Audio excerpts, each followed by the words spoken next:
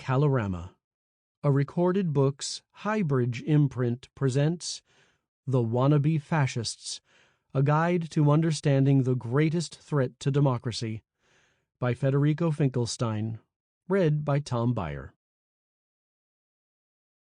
Introduction. How Populism is Turning into Wannabe Fascism. A few days after Donald J. Trump lost his re-election bid in November 2020, I wrote an op-ed in the Washington Post warning of the possibility of a coup attempt if the defeated president continued to deny the election results. I argued that Trump was edging away from being a typical right-wing populist and moving toward becoming a fascist, a dire threat to our democracy. While some considered this to be an alarmist take, the storming of the Capitol on January 6, 2021 proved otherwise. My op-ed wasn't the first time I had published a warning. Before Jair Bolsonaro was elected president of Brazil in 2018, I outlined the parallels between Bolsonaro's tactics and those of the Nazis in an article for Foreign Policy. These pieces, among others, point to my primary concern as both a historian and a citizen. Global populism is turning into fascism, and this trend represents a major threat to the future of democracy. The subject of this book is personal to me. I was born in Argentina 1 year before a gruesome dictatorship took shape. Like many other Argentines, I am still trying to come to terms with the fascist crimes against humanity committed in the country of my childhood. The disappearances, the concentration camps, the citizens tortured, drugged, and thrown into the Atlantic from military planes. Official estimates range from 10,000 to 15,000 murder victims. Human rights groups estimate that 30,000 disappeared. There was also the theft of babies born to illegally detained mothers. One of the reasons I became a historian was because I wanted to understand how the so-called dirty war and its fascist ideology became a reality in a modern nation with a strong, progressive civil society. I migrated to the United States in 2001, and even here, the presence of fascism continues to shape my focus as a writer and citizen. As in Argentina and other parts of the world, the long shadow of fascism is a clear and present danger in the United States. But it appears under the guise of a new breed of politician whom I call the wannabe fascist. Like the fascists and dictators of my youth, this new political archetype aspires to destroy democratic institutions, yet has so far failed to succeed. I see this book as contributing to the historical and present understanding of this peril to democracy. Trump may no longer be president, but he and his followers are still flying alarmingly close to fascism. The more we know about past fascist attempts to deny the workings of democracy, the more alarming these wannabe fascists appear. Wannabe fascism is an incomplete version of fascism, characteristic of those who seek to destroy democracy for short-term personal gain, but are not fully committed to the fascist cause. In 1924, the first fascist dictator, Benito Mussolini, explained the difference between true fascists and fake ones. "I will distinguish between the fascists by will, by passion, and by faith. And on the other hand, those fascists who are semi-wandering men who have always raised their ears to feel the voice of public opinion." For Mussolini, the former were the true fascists who did not stumble on the road to power, while the latter aspired to fascism but lacked resolve and ultimately wavered, proving to be weak and ineffectual. While Mussolini might have been disappointed by the wannabe fascists, I see them as a dangerous threat to democracy. Extremists who have not yet reached the levels of ideological fervor, violence, and lies achieved by historical fascists. Wannabe fascists do not openly advocate for fascism, but they gravitate toward fascist political styles and behaviors. The historical fascists, wannabe fascists, and many populists are traveling different but interconnected paths. Trump's hesitation to go full fascist in 2021 put him in the category of wannabe fascist, a semi- or pseudo-fascist wannabe dictator who lacked the ideological commitment and extremism of Adolf Hitler and Mussolini. The same, of course, applies to a long list of mini-Trumps: Jair Bolsonaro, Nayib Bukele, Narendra Modi, Viktor Orban, and others. They have blurred but not erased the separation of powers. They have not succeeded in unifying the state and civil society. They have not fully destroyed the legal system. In terms of violence and militarization, they have not matched the extremism of classic fascism. In terms of hatred, they have not unlocked its genocidal potential. They employ propaganda and lies, but have not fully developed an Orwellian state machine. Somewhere along the road to creating totalitarian dictatorships, they faltered. Their fascism is aspirational. Today's wannabe fascists are weaker and more incompetent than classical fascists, but this should not ease our minds. Since they travel the same paths, and since they seek fascist politics as a vocation, we should not shy away from using the F word to call out the violence, xenophobia, lies, and dictatorial behavior of the wannabe fascists. Leaders like Trump, Bolsonaro, Modi, and Orban are helping to take contemporary far-right populism back to its fascist roots. Their style and behavior display key features of fascist rule: the glorification of violence and the militarization of politics, racism and discrimination, and propaganda techniques that were pioneered by Nazi propaganda chief Joseph Goebbels. This book defines and is organized around the four key elements of fascism: political violence, propaganda and misinformation, xenophobia, and dictatorship. In order to underscore the risk of fascism in the present, I will explain how new challenges to democracy can be countered by learning some of the lessons from history.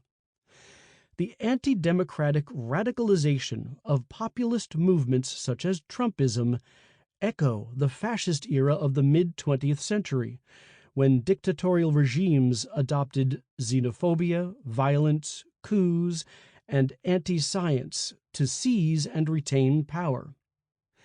Paraphrasing the philosopher Walter Benjamin, my idea is to brush Trumpism and its global associates against the grain of previous histories. More precisely, I will consider them as representing a different chapter in the long history of anti-democratic politics. In other words, they represent different documents of barbarism to think about in the present. Learning about the connected histories of fascism and populism, but also their contextual distinctions, reminds us why democracy matters and why wannabe fascists need to be stopped. Additionally, this book will challenge two mutually exclusive assumptions of the prevailing wisdom: that either we are currently witnessing extreme cases of populism, or that fascism and not populism is the key to analyzing the present. While populism leads to democracy's deterioration, fascism destroys it. In this context, seeing something like Trumpism as a populism-only approach does not fully appreciate that democracy is in grave danger, while seeing it as a fascism-only approach often does not recognize that democracy can still be defended and saved from fascism. I don't believe these views are incompatible. and I will locate the source of the present danger of fascism in the histories of both fascism and populism, and explain how it has led to the present outcome: the wannabe fascist leader. The recent debates that scholars have undertaken around the use of the F word with regard to Trump have, to my mind, only yielded more confusion. Many of them are centered on arcane epistemological issues, simplistic ideas about the lack of correlations, and ignorance about the historiography of fascism. Indeed, it is peculiar that although many of these scholars are not experts on fascism, they often stress an essentialist reading of what is and what is not fascism. I also part ways with these scholars on important issues, such as the relevance of non-European and non-U.S. sources. Nearly all of these approaches fail to take a larger global view of the question. Indeed, as a specialist in both Latin American history and European history, who was also interested in primary and secondary sources from and about India, Egypt, China, Japan, and the Philippines, among others, I take a global perspective on fascism and populism. In this book, as in my work as a whole, I let these sources speak for themselves, giving the listener a clear view of the problems. As a historian of fascism and populism, I am frequently asked whether the recent rise of right-wing populists really represents a threat to democracy around the world. Are we living on the edge of a new dark age of fascism? People ask me whether Trump and others, like the leaders of India, Brazil, Hungary, and El Salvador, are really populist demagogues, and what fascism actually is. Drawing on my 3 decades of research on the histories of fascism and populism in Latin America and Europe, I will answer these questions in this book and explain clearly the current state of world autocracy. My aim is to help establish a better understanding of this dangerous and frightening political turn for those who may want to push back against these anti-democratic threats. It will examine the ideologies and actions of autocratic leaders both past and present, and will offer lessons on how to quash them in the future. What is fascism? In historical terms, fascism can be defined as a global ideology with separate national movements and regimes. A counter-revolutionary formation of the extreme right, it was ultranationalist and xenophobic. Fascists were essentially anti-egalitarian and despised liberalism and socialism. The primary aim of fascism was to destroy democracy from within in order to create a modern dictatorship from above. Fascists proposed a totalitarian state in which plurality and civil society would be silenced, and there would be few distinctions between the public and the private, or between the state and its citizens. Fascist regimes shut down the independent press and destroyed the rule of law. Fascism defended a divine, messianic, and charismatic form of leadership that conceived of the leader as organically linked to the people and the nation. It considered popular sovereignty to be fully delegated to the dictator, who acted in the name of the community of the people and knew better than they what they truly wanted. Fascists replaced history and empirically based notions of truth with political myth. They had an extreme conception of the enemy, regarding it as an existential threat to the nation and to its people. Such an enemy had to be first persecuted and then deported or eliminated. Fascism aimed to create a new and epical world order through an incremental continuum of extreme political violence and war. Global unity came through conquest and domination. A global ideology, Fascism constantly reformulated itself in different national contexts and underwent constant national permutations. Fascism was officially founded in Italy in 1919, but the anti-liberal and anti-Marxist politics it represented appeared simultaneously across the world. From Japan to Brazil and Germany, and from Argentina to India, Nicaragua, and France, the anti-democratic, violent, and racist revolution of the right that fascism epitomized was adopted in other countries under different names: Nazism in Germany, Nacionalismo in Argentina, Integralismo in Brazil, and so on. Fascism was transnational even before Mussolini used the word fascismo, but when fascism became a regime in Italy in 1922, the term received worldwide attention and acquired different meanings in local contexts. What is populism? Populism is an authoritarian form of democracy. It first came to power after 1945 as an original historical reformulation of fascism.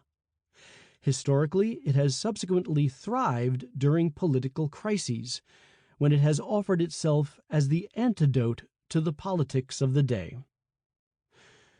While fascism involves fanatical right-wing ideological beliefs, populist leaders and followers are more pragmatic in their anti-democratic beliefs than fascist. Unlike with fascism, which is always a right-wing ideology, movement, and regime, populists can identify with the right and left of the ideological spectrum. Like the classic fascists, wannabe fascists are always right-wing populists. Populist leaders claim to do the work of politics while keeping themselves free from politics. They increase the political participation of their own followers while excluding others, notably limiting the rights of political, sexual, ethnic, and religious minorities.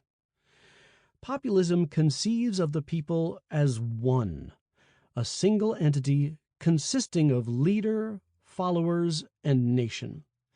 This trinity is rooted in fascism, but is confirmed by votes and elections, which populist leaders embrace. While populism stands against liberalism, it abides by the ballot box.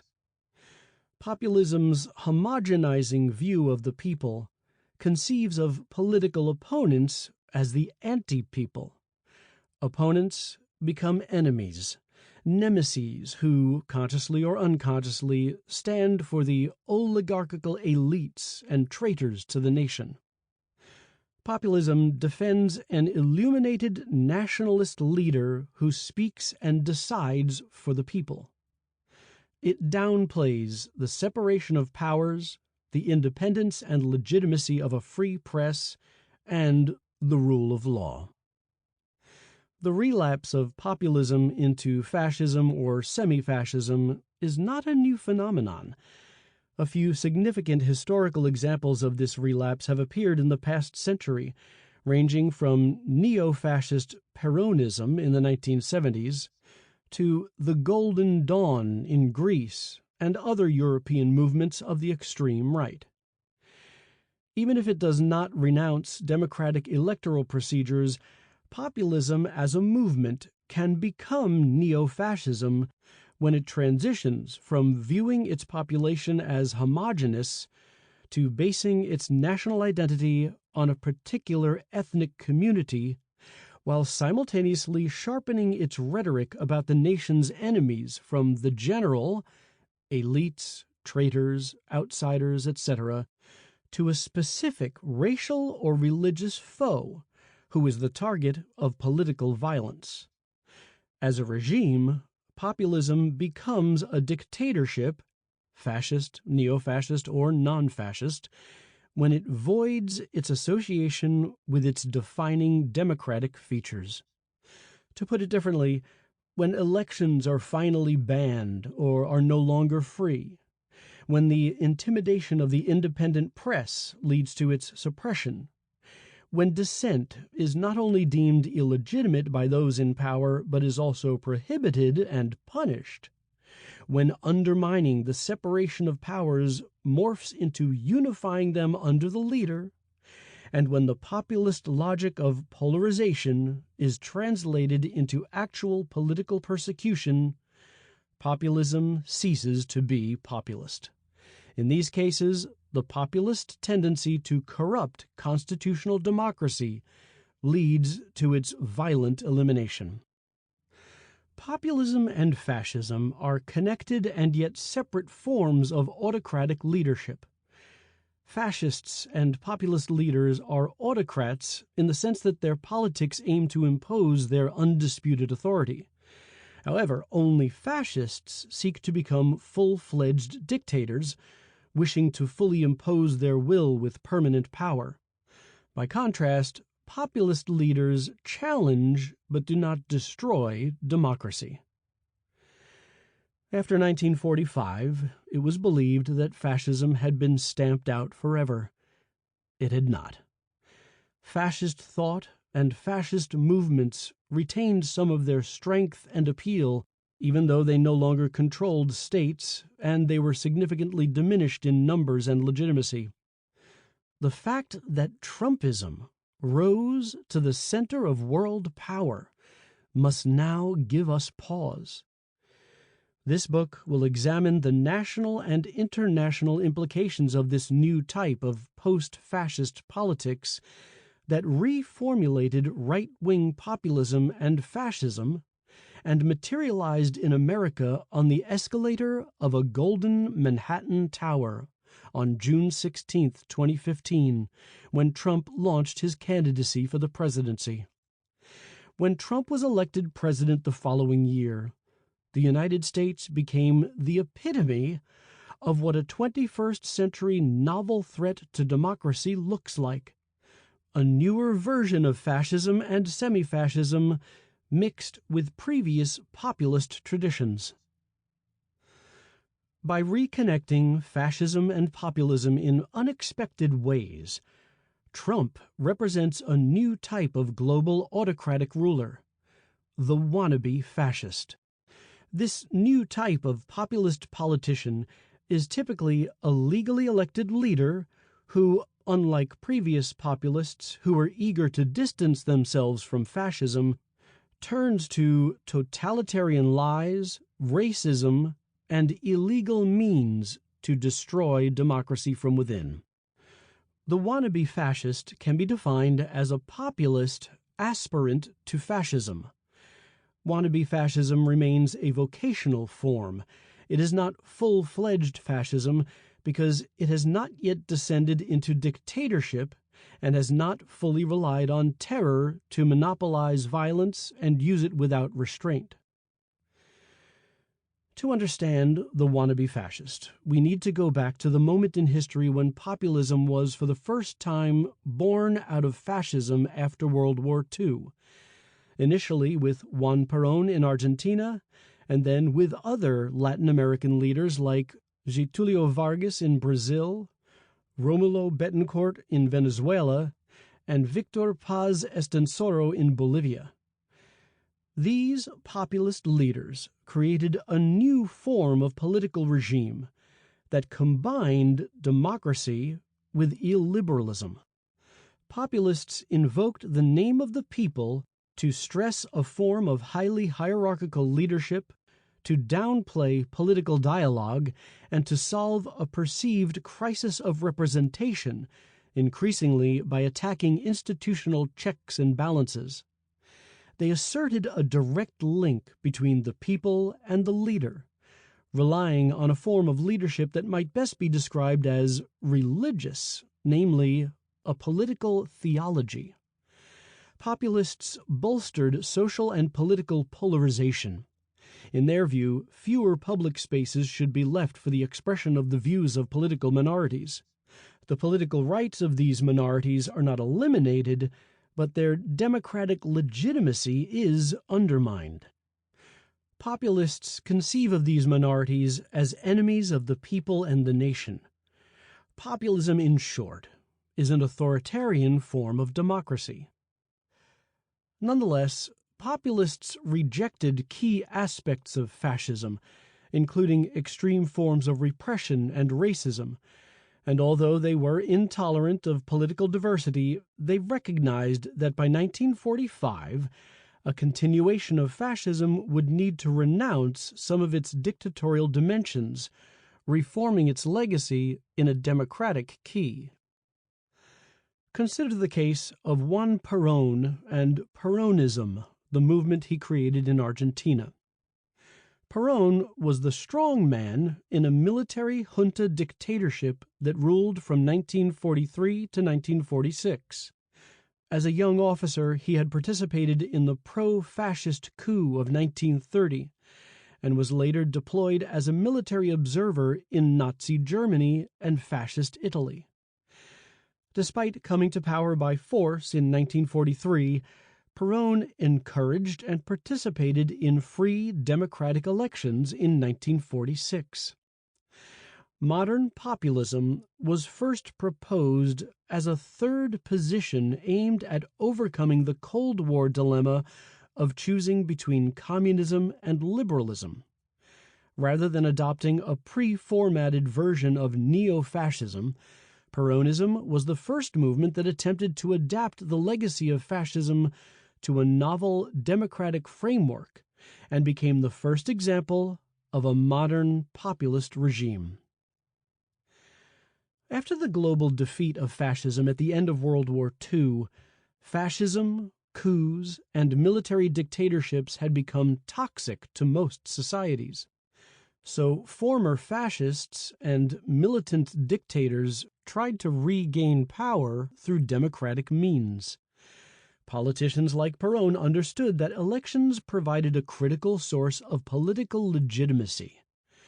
Drawing on the charisma, celebrity, and political skills of his second wife, the actor Evita Perón, Colonel Juan Perón won the 1946 presidential election, becoming the first populist leader in history to be democratically elected head of state. Populism borrowed elements of fascism.